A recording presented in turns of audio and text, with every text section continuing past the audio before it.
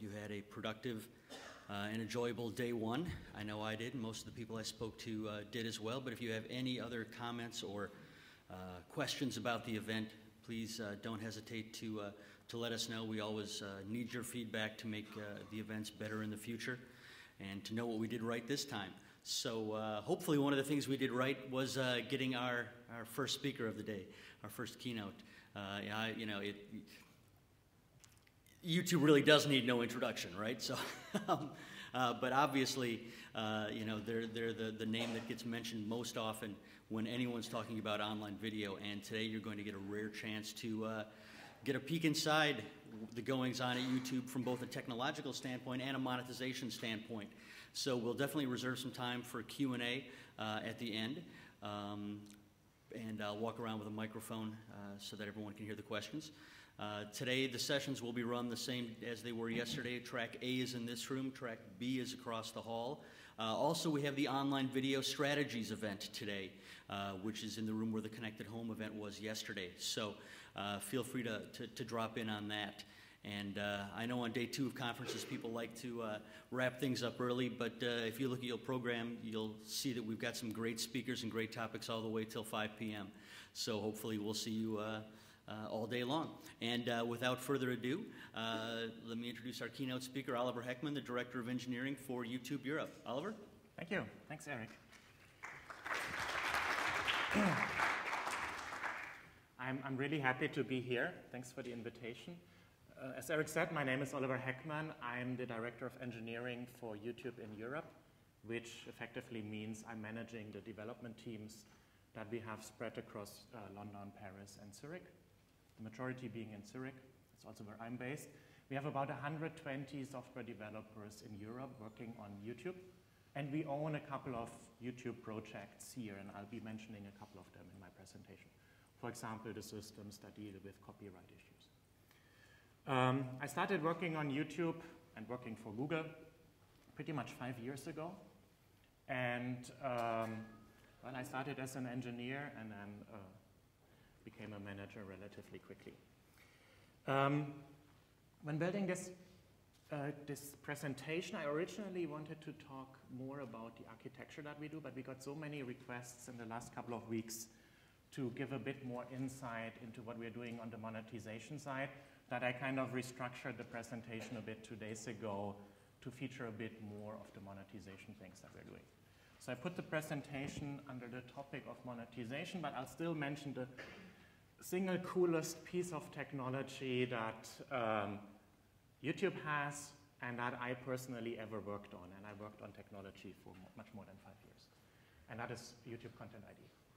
So I'd start with very quickly giving some numbers about YouTube, some public numbers of how big YouTube is. I not explain YouTube because I assume everybody has used YouTube quite a lot. And then I'll basically try to proactively answer one question that you would have asked anyway in the Q&A at the end of the talk, and that is, how the hell do we think we can make money? There's typically a second question that people ask me in the Q&A, and that is, how much money do you make?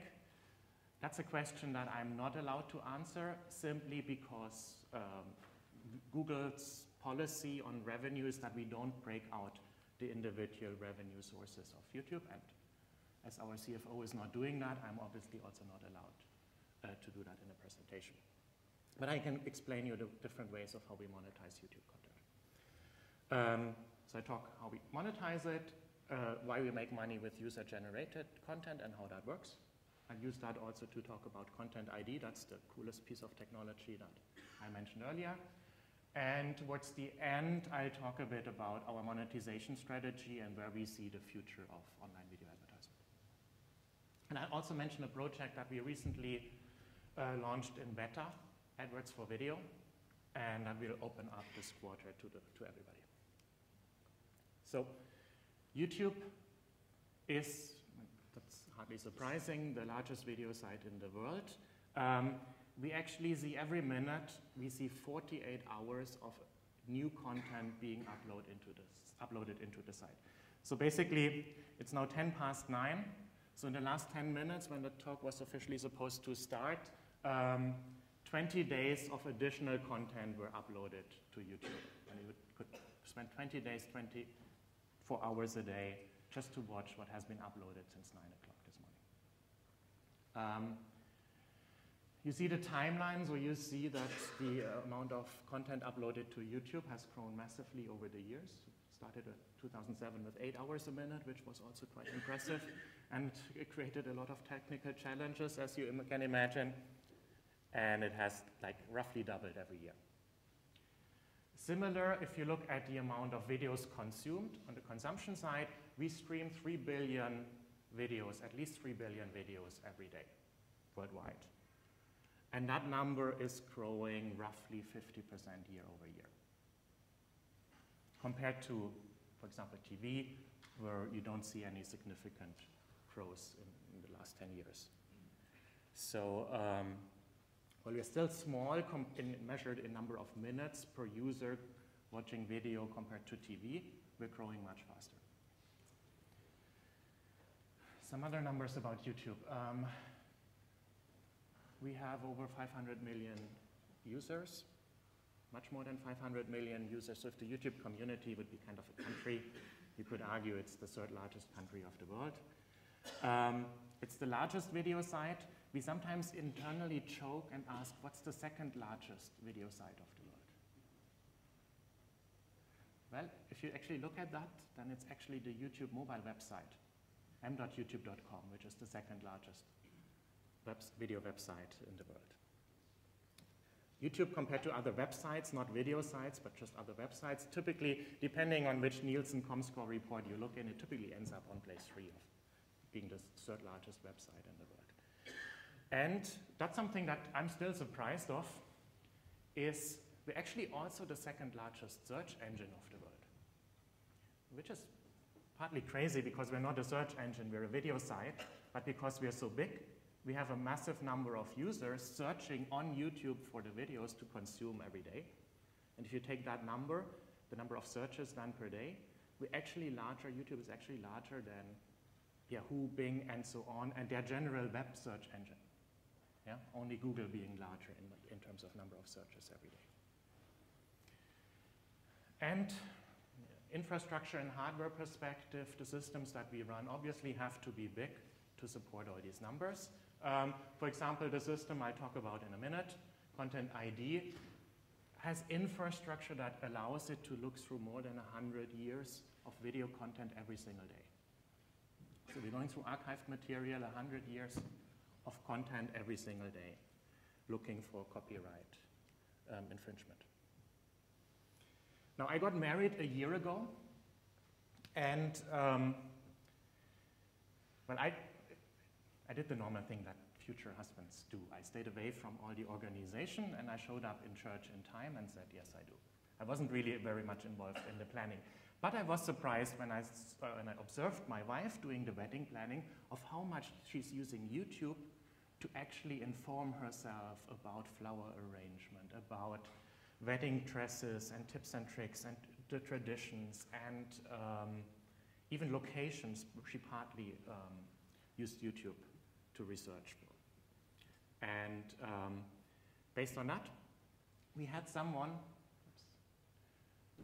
looking at wedding content. Because if you take TV, for example, I'm living in Switzerland, so there's probably at maximum 1 hour of wedding-related content on TV per week. Maybe in the UK, you're more lucky when you might get 2 or 3 hours of wedding-related content a year. If you go to YouTube, you do the searches like for wedding planning, English language only, you see that there are 14,000 videos about that, wedding flowers, you already end up with 25,000, wedding dance, that's extremely popular, so you jump to 150,000, and so on. So that in the end, if you could create like a TV program out of the wedding-related content that there is on YouTube, you'd have enough content to basically stream 24/7 content for 4 months. So even like topics that are like not as popular and don't make it onto TV a lot, yeah, you find months of content. Yesterday over dinner, I was mentioning shaving as an example. I don't know how I got to that because I typically shave quite well. I'm pretty sure if you do something similar for shaving-related content, you'll probably end up finding a month's worth of content related to how to shave, which shaver is the best, and all of that stuff. So the point I want to make is simply because of the long tail on all the interests there is no wealthier source of video material than YouTube for basically any topic that you can come up with. Okay. Now, of course, the question is, well, it's fine, there's plenty of content and that's interesting, but it's also quite expensive to power all of that. So how do you actually make enough money to pay for all the infrastructure and also to pay some money for the people actually producing the content? So there are basically three areas. So the majority of the money that we make is coming from ads. That's a Google tradition. Google is also making 95% of its money by ads, and YouTube is following that model. So almost all the money that we make is coming from us showing ads. There are three locations where we are showing ads. One is the homepage, youtube.com. If you go to the homepage, if you're an advertiser, you can select between 7 different ad formats on the homepage, from just your video appearing on the right-hand upper side of the homepage to having like a full large banner where you put your image in and then embed your video on the homepage. You can buy the homepage reservation-based in one country for 1 day, paying, depending on the country and the format that you choose, a larger sum of money. And then you basically reserve the homepage for that day and you can show your video there. It's quite popular for advertisers who want to have a lot of online reach because the YouTube homepage is one of the larger pages in the internet. See some statistics there. 1 in 3 Americans is visiting the YouTube homepage every month. I didn't find a similar statistic for the UK, but I assume it's similar in the UK. The second page that we're monetizing is the search page. Yeah, as I said, YouTube is the second largest search engine of the world, so it kind of is an obvious place to try to make some money from the searches. Like multiple years ago, we launched a product called Promote Your Video on YouTube, which is effectively allowing you to take a YouTube video, select a set of keywords, for example, wedding flowers, and then basically bid some money for an auction and say, I'm bidding 20 cents if someone is watching this wedding flower video about my wedding flower shop. And then what we are doing is we're running an auction similar to Google AdWords, and we put these, we call them promoted videos, on the right-hand side of the organic search results on YouTube. So if you're searching for wedding flowers on YouTube, you're on the left-hand side, find the normal video results, and you find a somewhat smaller column on the right-hand side containing these videos where people are actually paying money if someone clicks on them and watches that video. That's very similar to the way that Google is monetizing the search engine. Similar in Google search, you find on the right-hand side text ads, and here we do it with videos. So that is very promising, but the most promising of the three is actually monetizing the watch page. And that's simple because like having 48 hours of new videos uploaded every minute, we have quite a large number of watch pages, the pages where you watch the video, generated every minute. So if we just figure out how to monetize the watch page correctly, then we'll be benefiting from the exponential growth on YouTube. And it's just a matter of time until we make billions of dollars. The other nice thing about monetizing the watch page is that actually we show the ad in the close context of one particular video. And that one particular video is typically owned by one person who has the rights for that video, meaning we actually share the revenue of the watch page revenue that we're making with the owner of the content that the ads are shown against. The nice thing with that is that actually it leads to us giving out quite a large amount of money to people putting content on YouTube or tolerating other people putting their content on YouTube. Yeah? Therefore creating an incentive to generate more content and have that appear on YouTube. That's a good opportunity to quickly introduce the term YouTube partner. So we have this, we're distinguishing between two types of YouTube uploaders. One is the normal YouTube user, which is typically an anonymous person choosing a YouTube username like hotgirl99 and then uploading videos. Besides having like a login and an account credentials, we don't have any like really relationship contractual nature with these normal users. Yeah, it could be anybody. And we have what we call the YouTube partners, which can be anything from like traditional media producers like the music industry or TV broadcasters, up to user partners like Fred, for example, a young boy in the US who is producing videos every day and has become so popular on YouTube that he's making a lot of money from his videos and he has a large audience following him. So as soon as a user is becoming really popular, we would typically, in a country, we would typically have our partner team in that country reach out to that user, educate him about copyright and about some YouTube systems, and then if everything is fine, we would actually enter a contractual relationship with that user. He would become a YouTube user partner, and from that day on, he can monetize his videos if he wants on YouTube. Now that means on the watch page, we're only showing ads if we're certain about who is owning the rights for the video that is shown on the watch page. So if we are not sure if it's uploaded by an anonymous user, we're not showing any ads. Which also means most of the 3 billion views that we have every day, we're not showing an ad against. We're only showing an ad if basically the video has been uploaded by a partner. Yeah, because then we know, okay, we have a contract and he specified he's owning all the rights, so it's his risk if he gets sued afterwards.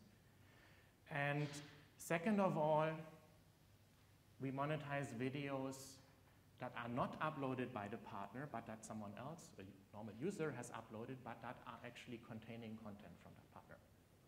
So the tricky question is, and that's now this one here, how do we actually make money out of those user-generated contents that normal users upload, but where they might not own all the rights? Yeah, and you surely have seen that on YouTube where you watch a video and you think, this, let's say, interview done by BBC has been uploaded by someone called hotgirl99, and it's on YouTube. That doesn't seem right. Well, and they're showing ads there, so they're making money off of that. Maybe that's not correct. Well, it is, and the reason for why this is fine, especially when we're showing ads, is the system that we call Content ID. So we started developing Content ID 4 years ago, a bit more than 4 years ago, and it was one of the first projects for YouTube that we did in the Zurich office. Before we had Content ID, we had the typical copyright systems that other user-generated content video sites have too, like DMCA, batch takedown tools, systems based on MD5 hashes to block re-uploads of already blocked videos, and all that typical stuff. But because of the sheer size of YouTube and the sheer growth that we had, we actually got the mission to build a system that makes it easier for rights owner to assert control over their content on YouTube. And for that, the system needed to be scalable, to scale up to the 48 hours that we see every minute. It has to be fully automated so that on the rights owner side, they don't need someone to be up 24/7 and operate something manually. And it needs to give the control to the rights owner so that the rights owner can decide, well, someone is taking my content, then it should be blocked, or it should be monetized, or something else should happen.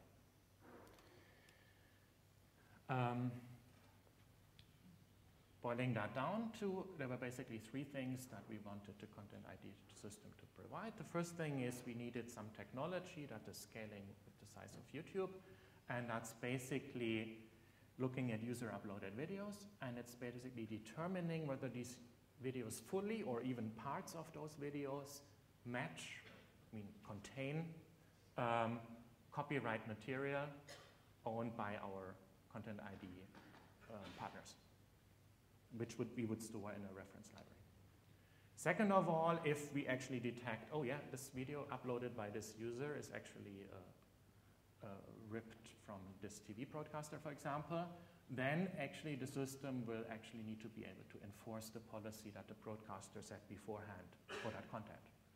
And we're giving 3 options. One is to block the content, in which case the video would never go live on YouTube. It would be blocked before someone can ever watch it on YouTube. Second of all, they can choose to allow it on YouTube, in which case it would stay up on YouTube. The owner of the content would get some statistics about the video. That's often very valuable for people to see, oh, people are uploading this type of content from myself very frequently, especially in these countries. So these kind of analytics are extremely valuable to some of our partners.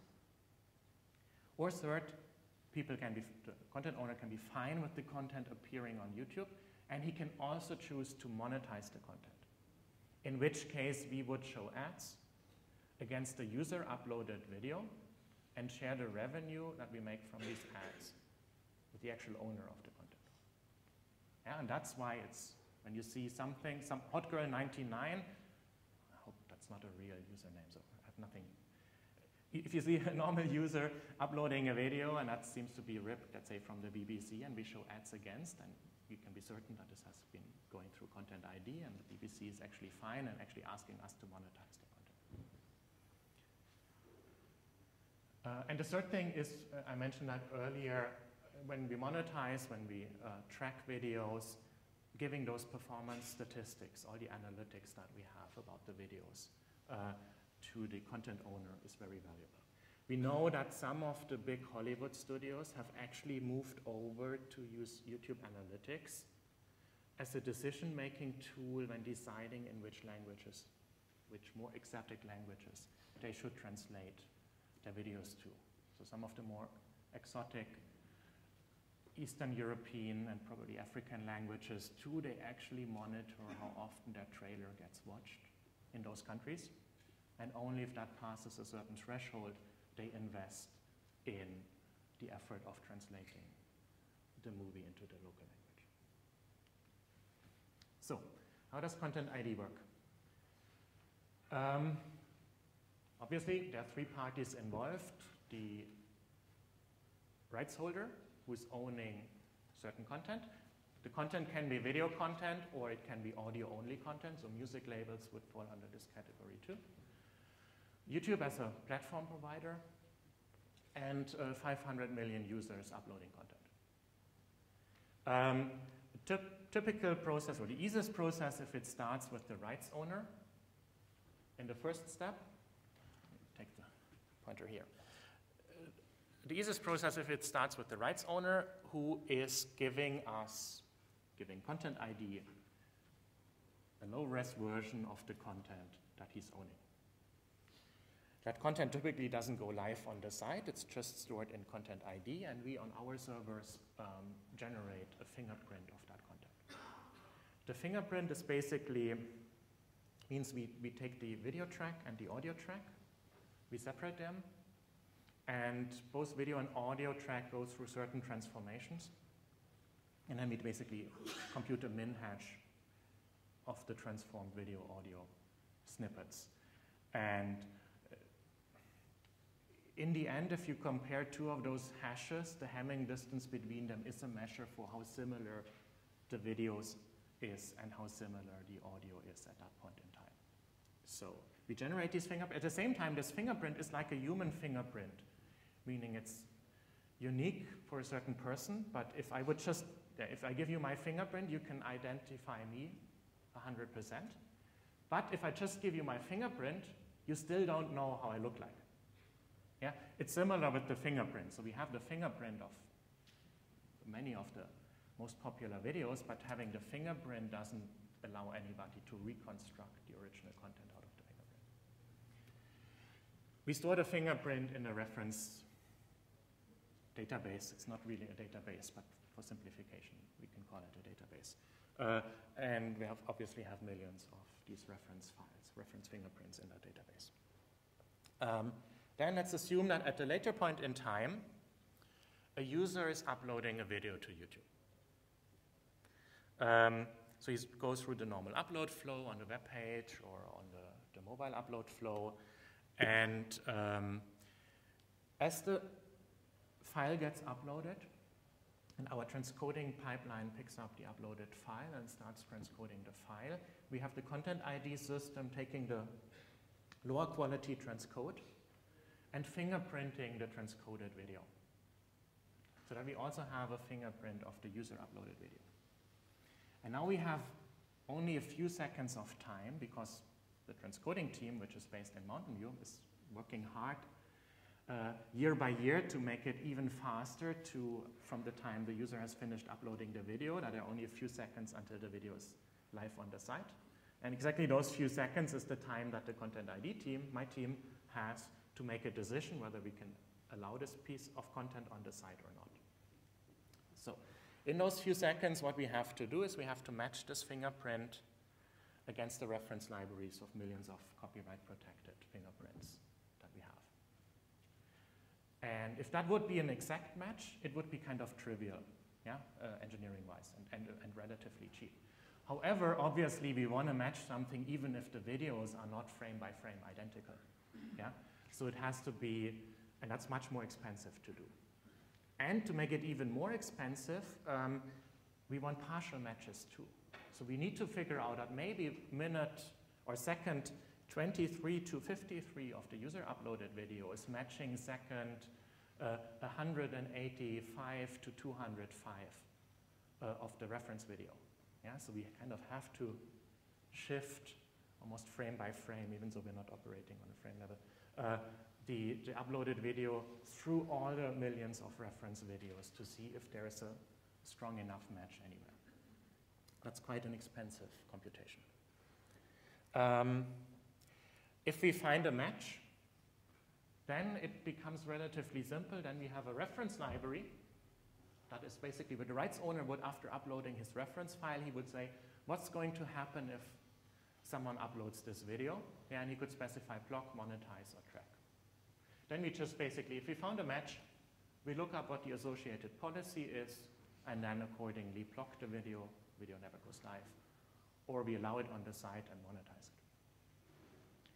Now, that's the easy flow.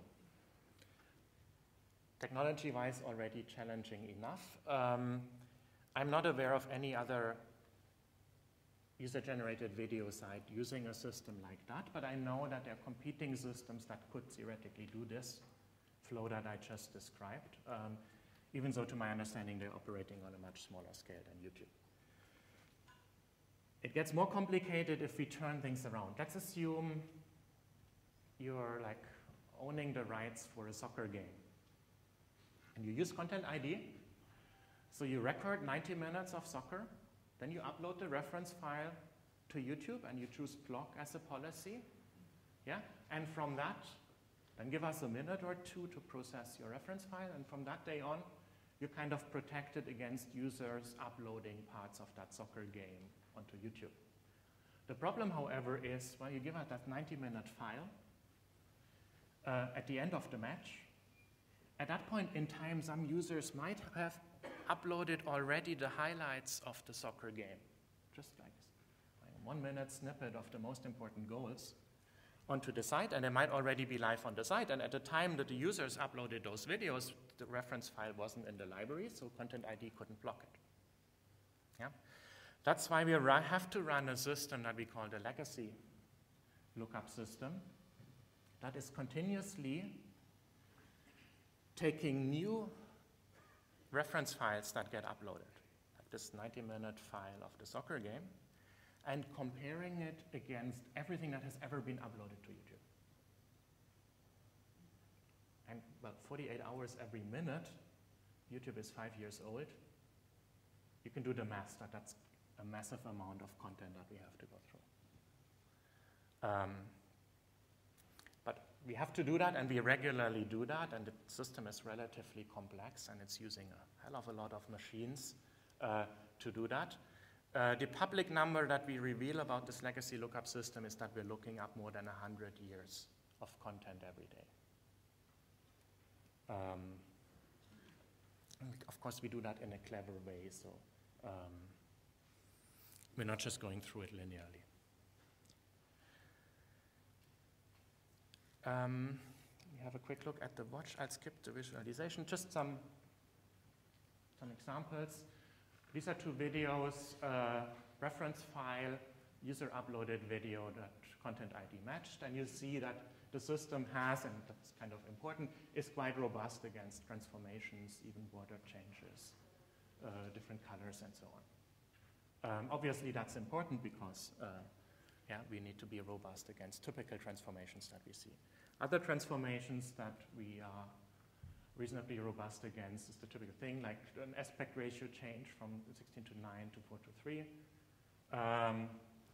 or subtitles, color transformations, different borders again. Yeah, it's also a typical example. The reference file might contain subtitles or might not contain subtitles while the user uploaded stuff. Might contain different logos, different subtitles, because it was captured in a different country. So the system is pretty much robust against these transformations. Skip that too. So we have over 1,000 partners worldwide who are using Content ID to take control of their content on YouTube. I'll show a couple of examples on the next slide. What we make available to all of them is detailed analytics and statistics about their content. And like I said, if you're using Content ID, you can actually see in which country is your content being uploaded and consumed, and you can get valuable information for that, basically for free. I'm an engineer, and also working on this reporting was one of my projects a couple of years ago, and I never really, while building the system, never really fully understood why this should be important. I thought, okay, yeah, we show the views per country, and we show which videos get watched to the end and which ones don't, but I didn't really see much value out of that until we finished the product, and I was actually invited to a similar conference like this one, where I actually presented the product and gave a technical demo of it and explained some of the things that we did. And I saw the excitement of the people who were kind of saying, yeah, this is awesome, because typically we pay like 20,000 euros easily to just have a couple of people standing on the street, asking people 100 people on the street whether they like our product or whether they like this ad, this version of the ad or the other version of the ad. And then we get, for paying a lot of money, we get relatively inexact market insight information and market research information in the past. However, that system gives us for free valuable information worldwide immediately from the stuff on YouTube. So it's much better to just put your ads on YouTube and use these analytics tools to basically track and see how they're performing. Or take the example of the movie trailers and the Hollywood studio, yeah, who basically simply track how their trailers are doing and then make the decision for translating them based on these analytics. The content IDs, the fingerprinting part of Content ID is also integrated in a couple of standard video processing hardware. I said we have 1,000 people using the system. Not all of them are okay with us showing their logo. These are.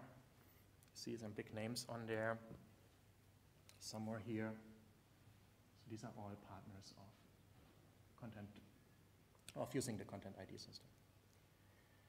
Okay, so the Content ID system is basically the system that takes user-generated content, and if that content is owned by a content owner, claims it on behalf of the content owner and gives the content owner the possibility to monetize what other people have uploaded to YouTube. Roughly 40% of the monetizable views that we have on YouTube are generated by Content ID. So 40% of the monetizable views are actually coming from us claiming user-generated content. 60%, the rest, is coming from partners uploading their content directly into YouTube. So user-generated content is an important part of our monetization strategy.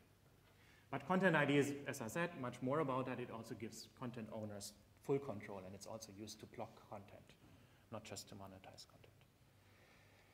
I want to move a tiny bit more quickly so that we have some time for some Q&A in the end. I want to talk a bit about where we see the future of video monetization on our side and on our partner sites, the Google Video Network. And I mentioned kind of two projects that we have, TrueView and AdWords for Video. I mentioned earlier that we're monetizing the search page, and we have this product called Promote Your Video since a couple of years on the search page. So since multiple years, you can take a YouTube video that you have an interest in. It would typically be your own video, but it doesn't have to be. And place a bid in AdWords or in the PYV tool. And then say, okay, if someone is searching for wedding flowers, I'm willing to pay 20 cents if someone watches my video. We run an auction, and we basically put these kind of promoted videos on the right-hand side and sometimes in the top spot of the search results. And everything that's white here is the organic search results. And then, if a user would click on an organic search result, nobody pays anything. But if a user elects to watch, let's say, this video, then we would actually get the second price of that video. So we would actually get the amount of money that this person would have been willing to pay. So if she bid 20 cents and that person bid 15 cents, then she would end up paying 50 cents for that view. Yeah? And you only pay if someone is actually watching your video. That's the key thing. Now, the strange thing that happened is when we launched PYV is that people were bidding a lot more than we expected. So people were typically bidding 20 to 40 cents per view, which if you convert that in CPM is like $200 to $400 of CPM, and that's insanely high. So at the beginning, I don't fully remember, but we probably thought, oh, that's an effort they will learn over time that they don't have to bid so much, but it actually stayed very stable and actually increased over the years. So indeed, advertisers were willing to, for a longer, like over the years, bid $200 to $400 CPM for these type of ads. Of course, we talked to the advertisers and asked them, you know, if you go to TV and you buy some cheap TV channels, you can show your video there for $10 CPM. So you're paying 20 to 40 times of what you would pay on a cheap channel. You're still paying more than 10 times of what you would pay on a premium TV channel. So aren't you stupid? And but their answer was, for example, and like Hollywood was kind of explaining, you know, we have to show a trailer typically between 10 and 20 times to get the attention of a typical TV user.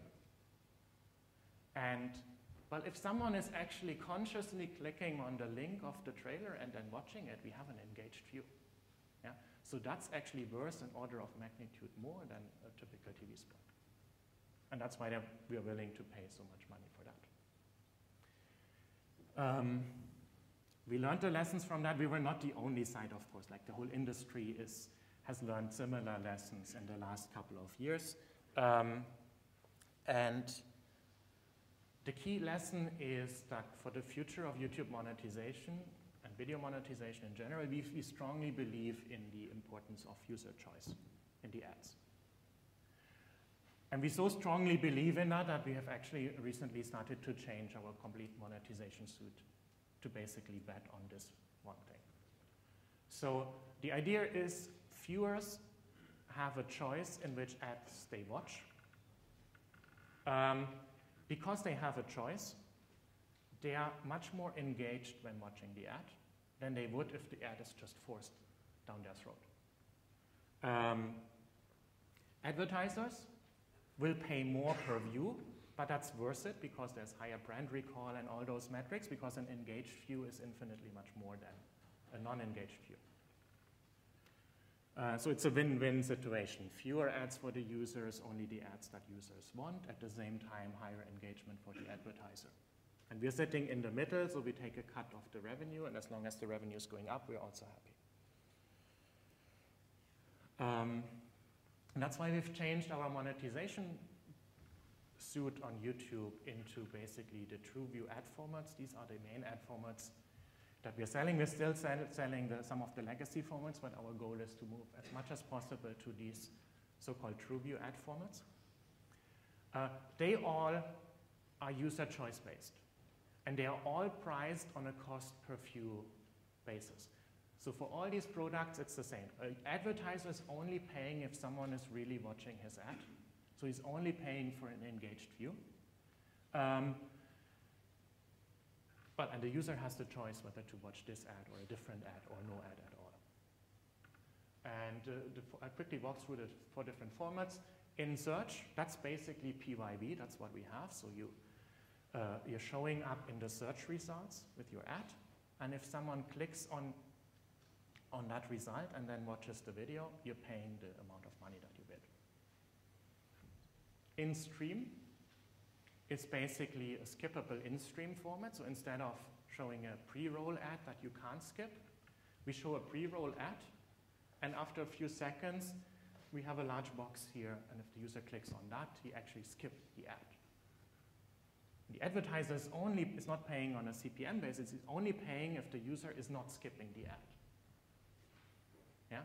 So we only earn money if we get it right and show the right ad to the right user at the right point in time, so that the user actually likes the ad so much that he's not skipping it. So these formats are available today. We're still working out on some details and experimenting with the in-display and in-slate. At the in-display is basically, the idea is to embed a video in a normal display slot and only play the video if someone clicks on it. So you have a display ad slot that contains the thumbnail and play animation of a video, and only if someone elects to click on it and opting into watching it, you will pay. And in Slate is basically the idea to give the user a non-skippable ad, but have him choose between multiple, typically 3 different ads to watch. So the user he has to watch an ad before seeing a certain type of premium long-form content, but he actually can choose between multiple ads.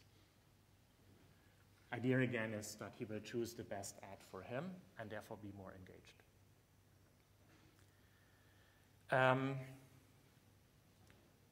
So that's where we see the future of monetization. We've actually built a product for these formats that we've announced publicly just very recently and that we're working hard on. It's a cooperation. The image is not showing up. This should show a video. This is a snapshot of the website. You can go there if you search for AdWords for video. So the product that we recently announced, it's in public beta now, so people can sign up for it. It will be public in a few weeks, hopefully. It's called AdWords for video. And it's basically taking the same idea that AdWords has for text ads on YouTube to cover video ads.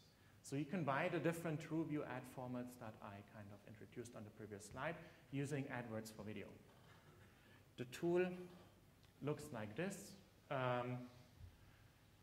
You'd basically choose a YouTube video, you would choose some targeting, you could target by demographics, you could target certain content, you could target by keywords, so you have a variety of targeting options, and you get deep insight into the performance of your ads.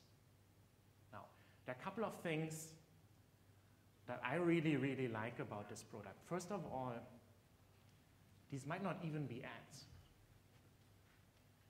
Actually, we see a lot of users using this not for ads. For example, take someone searching for wedding flowers, and let's say you have a wedding flower shop in London.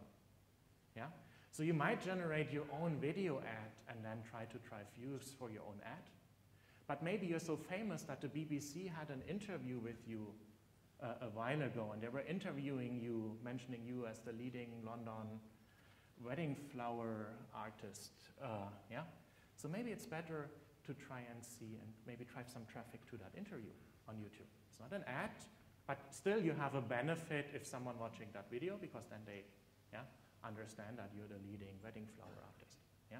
So you might not necessarily spend money to promote typical ads. It might just be any YouTube video that you're trying to promote.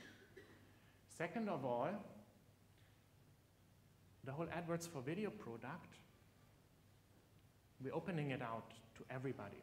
So it's not available to just the normal via our sales. It's also available via our sales teams for every advertiser that we have a business relationship with, but we're opening it up completely to basically the long tail of advertisers, so that really everybody who in the past would have never been possible to have their own video ads monetized anywhere, that really everybody can use this tool. And even if you just have a $100 budget and a single video creative, or not even a creative, but you just want to promote this interview done with you a while ago, you can still use the product. Yeah? So it's of course clear that the majority of the money will still come from like big brand advertisement who have $1 billion budget, but we're trying to open it up for the long tail, so that even the simple mom and pop store around the corner has access to video ads. Yeah. This screenshot is taken from the reporting tab, so when you're running a campaign, when you've configured and set up everything, this will kind of show you the performance statistics. Yeah? You would see how many views you had, how many you paid for, some performance statistics, like how many of the people who started to watch your video actually watched it to the end, and all of that. So that is AdWords for Video. This was also my last slide. We have a couple of minutes left for Q&A, but let me quickly recap what I talked about. So I started with some of the YouTube numbers, like 48 hours of new content uploaded every minute. Then put everything under the theme of how do we make money. So I first told you that we are monetizing the watch, search, and the homepage, but that the most important page is the watch page. I talked about content ID and how that's used for rights owners to assert control of how their content appears on the site, but also how that turns user-generated content into monetizable views and therefore money. And towards the end, I explained to you how we're betting on user choice ads as the future of ads, and how we've restructured our monetization products, and especially built AdWords for Video as the platform to sell these user choice ads and to also open them up for everybody to be able to buy them. That brings me to the end, and I think that's a good time for Q&A.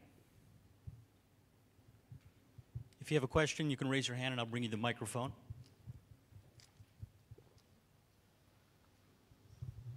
You mentioned that you have a team in Zurich that is doing the processing. You have also movies online, right? Yeah. So who does those processing, in Zurich or the United States? So what the team in Zurich is doing is they are running the content ID system. The system is, of course, actually running in data centers, and they're distributed across the world. But the developers sit in Zurich for the content ID system, and they are responsible for the fingerprinting and the lookup and these things. The transcoding team itself, so the team taking the input video and using like a modified version of FFmpeg to then transcode it into the different formats that we have, different resolutions, different containers. That team, the developers, sit in Mountain View, Silicon Valley. But again, they use data centers spread across the world. No, but suppose somebody uploads a movie. Who looks at it to decide if it goes up, it doesn't go up?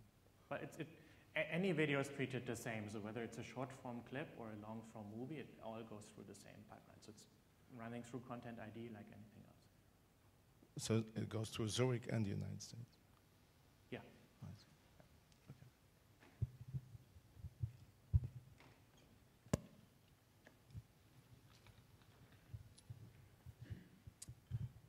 Out of the 3 billion views that you have you, are there any indication how much of that is actually monetized? I'm not allowed to say the number, but take a guess. It strongly depends on the country. Yeah, but it's probably less than 10%. That's wrong. If I say 40? You can get a feeling for it. It strongly depends on the country. So many countries where we actually don't show any ads because we haven't launched locally in the country. But you get a feeling for that by just watching a number of videos in a row, yeah, and pay attention to whether we show an ad or not, and then you have a rough feeling. But the number of monetizable views is quite significant.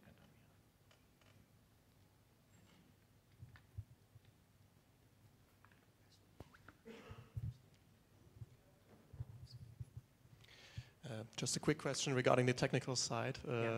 Since you have a lots of data processing going on, lots of video coming in and checking of the previous videos, what kind of engine are you using for this? Is it kind of a Hadoop, or did you develop an own implementation for this? So basically, when we bought YouTube 5 years ago, YouTube was running on their own architecture.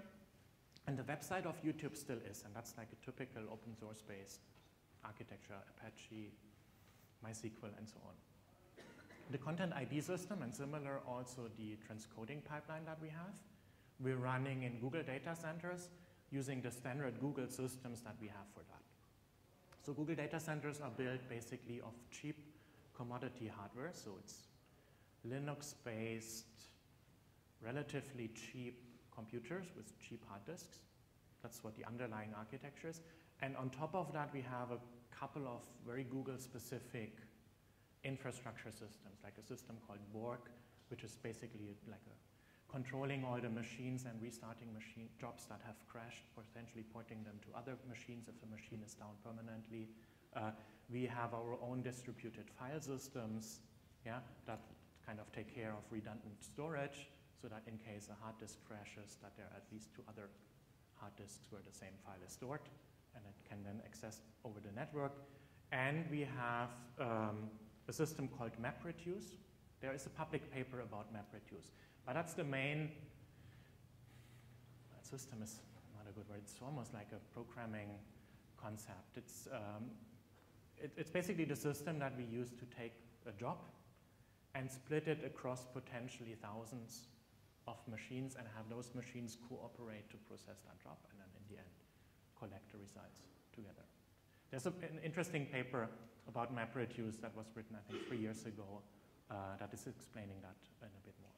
So I'd say almost everything that we're using is our own development and often based on standard open source systems. Like for transcoding, for example, I mentioned FFmpeg is the basis for what we use in transcoding. You briefly mentioned targeting by demographic. Yeah. Where does the information come from that classifies a viewer into a demographic group? Yeah. When you sign up for a YouTube username, YouTube account, you can actually specify your demographic. So it's only done if you're a logged in viewer. Yes. So, yeah. okay. There are more things that we could do actually, but I'm not entirely sure if there's more than we do. I think if you choose to target demographics in that product, it's only really targeting logged-in users who specify the demographics. You could do more because you could try to predict the demographic of a user, but I don't think we're doing that.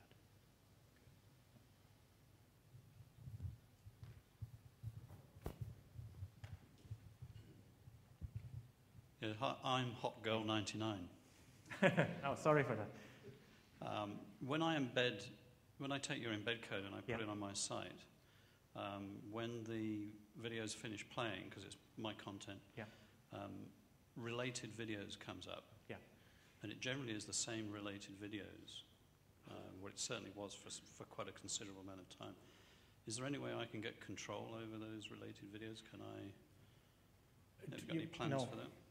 But that's a commonly heard user request, that you want to influence yourself. Basically what we call this the end cap, the screen appearing after your video is finished playing. It's an understandable request. I've sometimes seen partners kind of abuse the YouTube annotation tool where they, at the end of their video, have a longer black screen of like 2 minutes, and then they use annotations to rebuild their own end cap, which is a clear sign to us that there's a strong interest of uploaders being able to influence what's showing up in the end cap. I'm not allowed, before we launch something, to tell you what we're doing about it, but we're aware of the issue, and yeah. Good. You should see my content sometime. Happy to. Got time for one more question.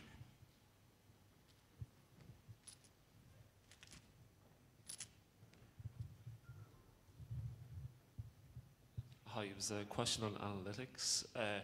Just 2 parts. One would be with your new service with video ads, will that analytics data come into Google Analytics in general? And also, I think there's a perception that online video platforms such as Yala, Brightcall, etc., give you more premium analytical data that YouTube would choose not to give you. And I was just wondering, is that perception correct? Or, and if it is, do YouTube have plans to give more data on analytics going forward? So we have an analytics team that has recently been staffed up, and part of the reason for that is to kind of rebuild our analytics tools. If you're a YouTube partner, you already see some of the changes that we're doing. So if you have access to the YouTube CMS, if you have a partner account, then you can already see the new system and play with it. Backend hasn't fully rebuilt, but the front end is there.